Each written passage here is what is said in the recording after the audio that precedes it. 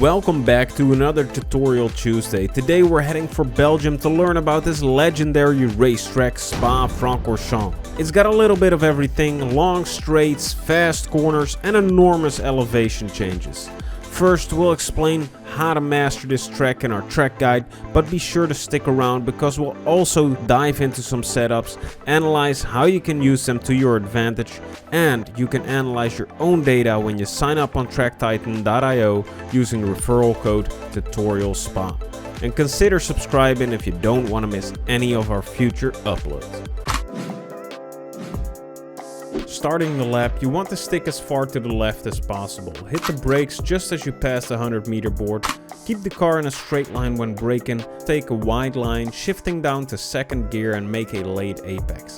You can gently clip the apex curb, but don't use all of it if you want the best grip from the tires. On the way out of turn 1, you can short shift up to third gear and miss the exit curb to avoid any loss of traction. From here on out, we're going full throttle through Eau Rouge in 8th gear. Fully over the flat curb to straighten our line.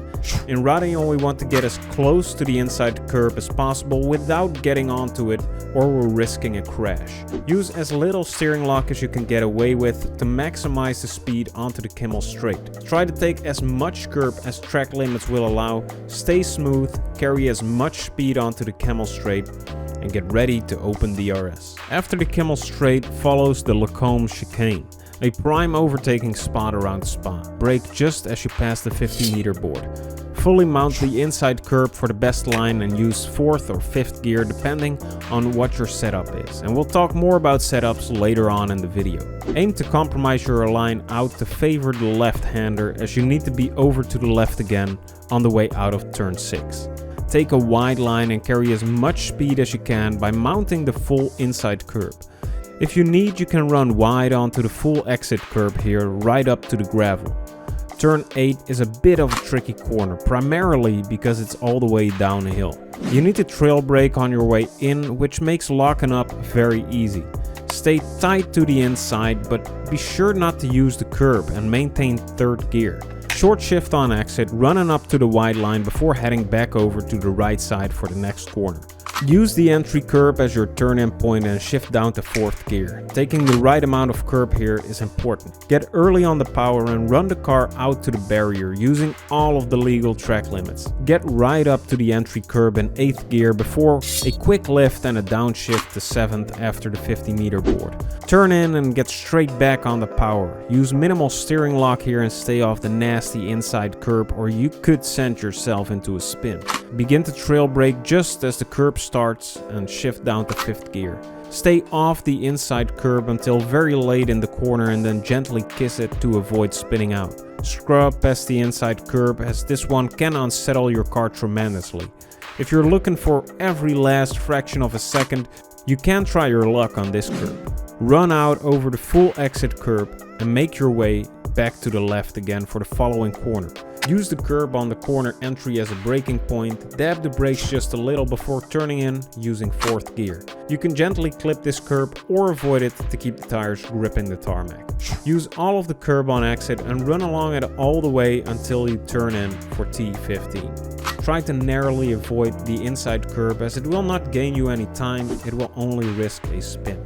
Stick to the inside through the next section and try to scrub off as little speed as possible.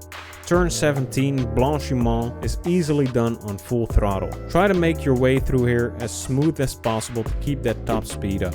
The bus stop is next. We brake right when we pass the 100-meter board and keep the car in a straight line during the braking zone. Take some of the inside curb, stay off the sausage, and then in 2nd gear make a late apex to exit the bus stop.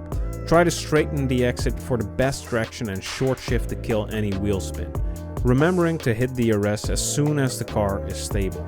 And when you're hot lapping or qualifying, you can use a wide line through the bus stop to give you a little more speed when you're starting your lap. Setups are important to get right on tracks like Spa. It has 2 enormously long straights on which you want as little downforce as possible. But you also have to deal with quite a few mid and high speed corners in which downforce would be pretty nice to have. Track Titan has this all new feature where you can see the recommended setup for specific F122 tracks. So we're going to analyze the difference between a lap in which the standard F122 setup was used and a lap in which the Track Titan recommended setup was used. Let's talk about the ridiculously fast sectors first, the Camel Straight and from Stavelot to the bus stop. In these parts you want as little downforce as possible because it's only slowing you down.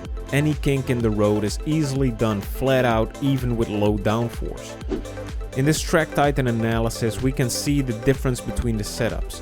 The orange driver is using the standard setup while the blue driver uses the recommended setup. When we look at the sheer speed and time differences, a case for low downforce setups is easily made. But this low downforce comes at a cost, of course, as anything in life does. And we can see that here in the chicane right after the Camel Straight, the orange driver can maintain a higher minimum speed because of the extra grip of their downforce. We can see the same thing in the Lefine chicane, through which a couple of tenths are regained. But these are the only parts of the track. The more downforce heavy standard setup is more useful than the Track Titan recommended one. So this is not worth it in the slightest, considering the orange driver is almost 2 seconds slower around the whole track using this standard setup. When we look at the lead up to Eau Rouge, we can see that the blue low downforce driver is steadily gaining a higher top speed, and this speed advantage keeps compounding over the whole Camel Straight. Using the Track Titan recommended setup gains the blue driver a second over the orange driver before he's even done with the Camel Straight, which is a perfect example of why it's so important to use the correct setup for the job. So come and check out the recommended setups over at Track Titan, analyze your own driving and make good use of those setups for free for a month when you sign up using the referral code TutorialSpa. Now let's wrap up the video by going over some key points. Spa is a track where you're going flat out more often than anything else, which is why it's important to keep the minimum speed high and to know which curbs you can take and which to avoid.